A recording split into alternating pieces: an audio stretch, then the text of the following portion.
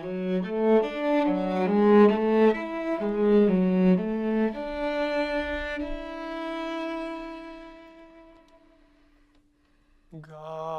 on high. I'm Marcus Lovett.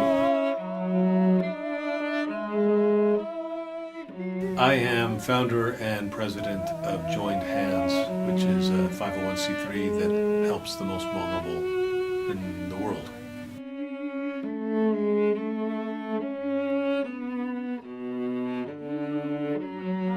Well, there's a long time where, as an actor, you really think of your gift as what you're giving on a stage. You know, when you're singing, you think of it as the song itself. And in a way, I think that is true of a lot of artists. You know, when they do that, that's how they give. They give joy. They give love. They try to improve people's lives. 8 shows a week. You know, anybody who's deep into it knows that you're not doing it for other reasons. You reach a point where you would just leave if you thought it was for other reasons other than improving people's lives and improving your own life through art, you know, and getting to do that sort of thing. So that's what I thought my role was for most of my life, you know. But it's kind of like saying, you know, well, I was an accountant and my role was really just being an accountant. You know, there comes a point where you say, you know, well, it's a little bit of a rationalization to say I do good by my work and I don't need to do other good, you know.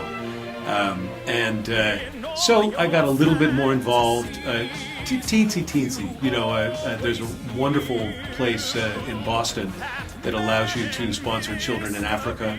So I have a spiritual daughter in Africa for 3 years now. Her name is Tirfe. They pay $440 instead of $300 because they pay a social worker to make a monthly visit. So, and the child to get the money, for the family to get the money, the child has to be in school and has to show the grades. Tirfe wrote me a letter in front of my sister who is in Africa. Tirfe walked 4 hours with her grandmother to write a handwritten letter to me at 9 years old, and she wrote like this. You know, so you got that feeling of, but it's, you know, it's minuscule. It's, I mean, $440 is a lot of money for some people. It was well within our ability to afford. And then, as far as what's going on right now with refugees, you know, I kind of feel a little bit like a numbskull, you know, because the refugee problem in Greece alone is 13 years old, you know. So to come to this party last September, God. So to come to this disaster, to come to this humanitarian disaster last September, as if I had lived on the moon, you know, and I can't say I felt a lot of guilt about it because there was so much to be done. You just went, okay, well, I'll do this much. And, you know, once you're good at getting the coffee, you know, the next thing you know, you're the assistant stage manager, and the next thing you know, so originally I got the coffee. I sent miles to somebody, you know, and then they said, well, that was efficient, you know. I was like, yeah, well, good luck, you know. And then it became, well, do you think you could help a little bit more? My friend Melissa Berman was an inspiration, and she had worked on, and then you start to meet the people like the Morgan Bethel Warners, who has a wonderful family, 4 kids she's adopted, siblings, because she didn't want them to be separate. You know, she's 35 years old, she spent 60 days in Lesbos. You know, so you start to realize as a person who gets involved that there are all kinds of resources out there that have been there that need certain other things. You know, I didn't become an on-the-ground humanitarian, I became a virtual humanitarian. I've yet to be there.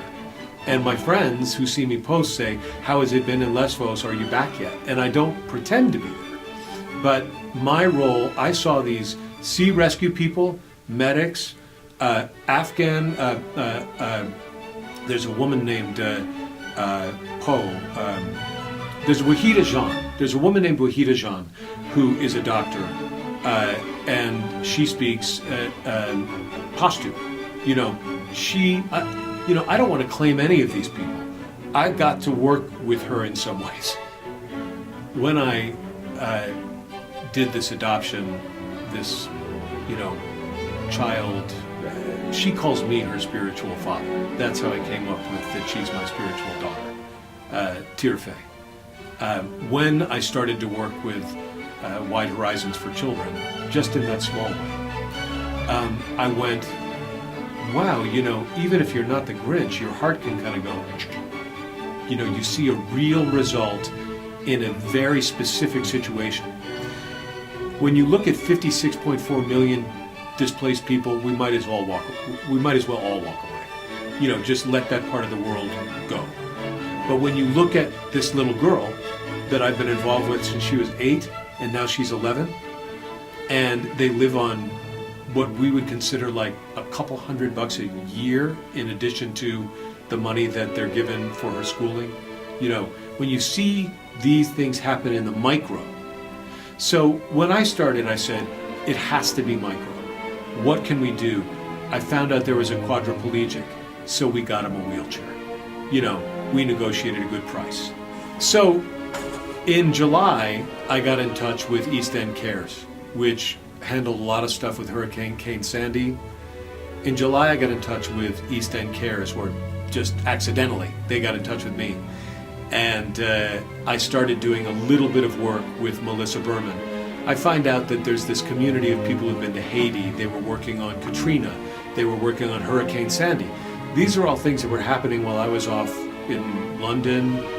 They were like disasters I was happy to avoid, And I realized that the people that I was with they're like the cameramen in Killing Fields. When John Malkovich sees the bomb go off, he runs toward the bomb. And it's this thrilling moment in the film. Everybody else is running away, and there's somebody running toward this 100 people just got blown up, and he's running with his camera right toward the bomb. So I'm now with people who are running toward the problem. They're running into the hurricane, literally into a physical hurricane, to try to save lives, shore up people's possessions and homes. People took people into their homes for weeks on end.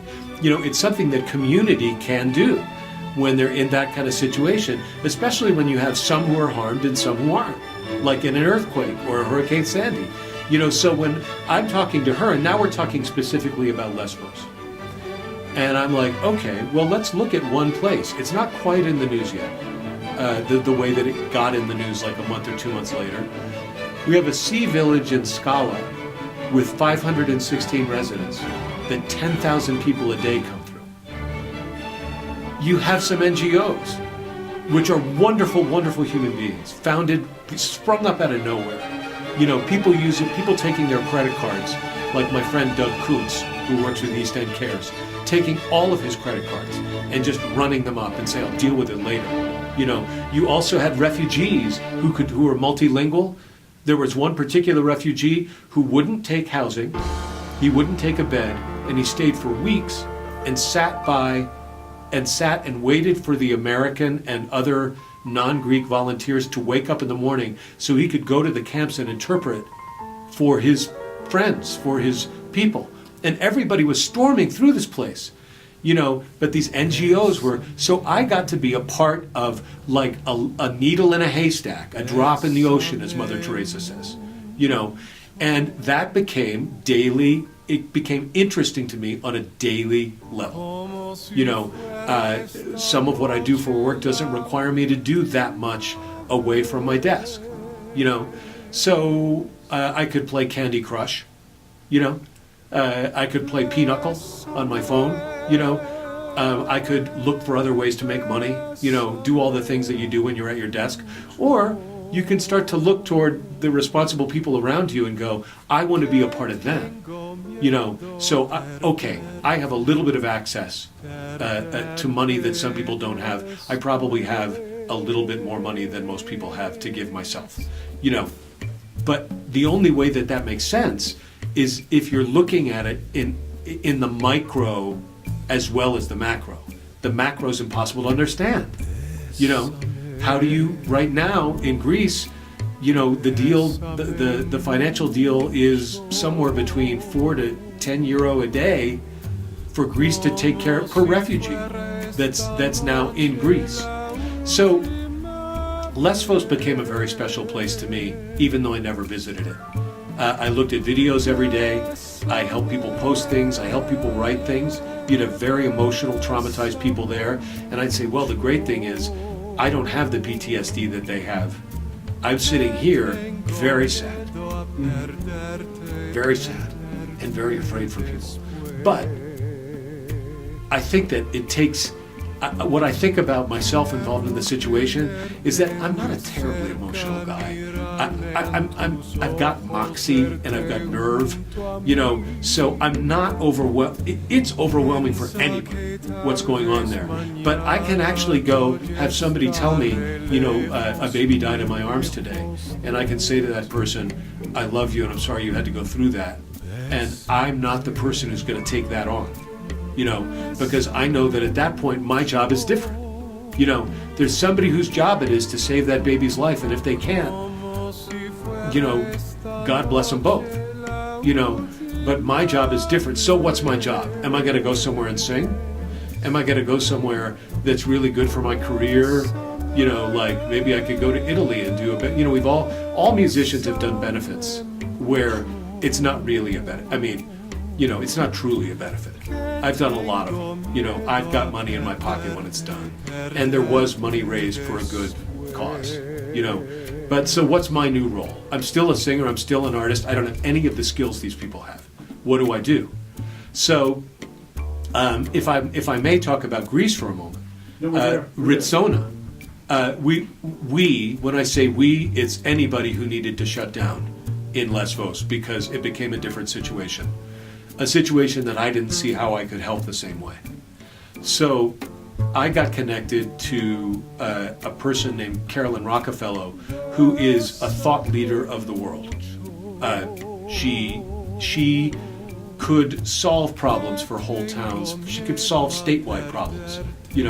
She has that kind of know-how, and she's very, very diligent, smart, schooled in business person. Well, just accidentally. As you can see, I am now ready. If you'll excuse me, I have a show to do. God on high, hear my prayer.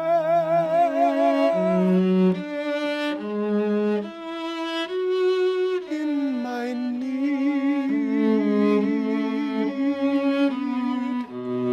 you have always been there. He is young,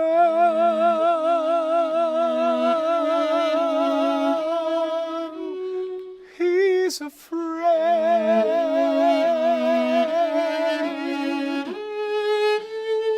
Let him rest, heaven blessed.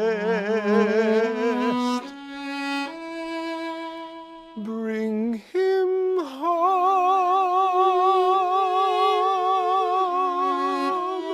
bring him home, bring him home. He's like the sun I might have known if God had granted me a son.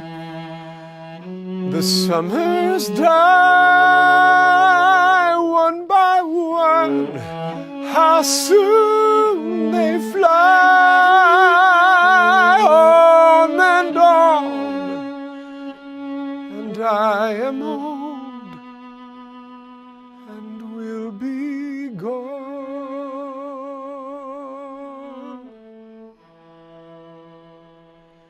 Bring him peace,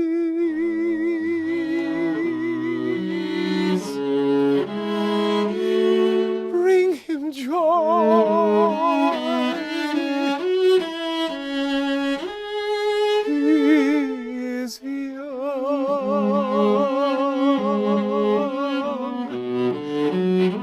he's only a boy.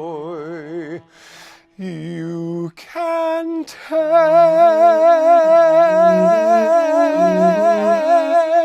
you can can give.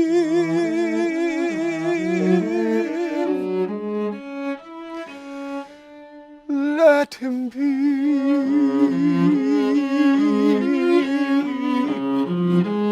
Let him live. If I die,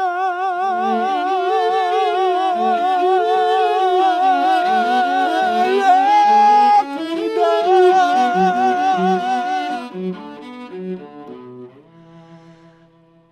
Let him live.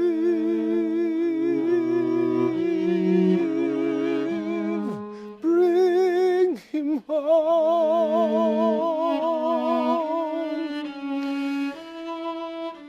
Bring him home.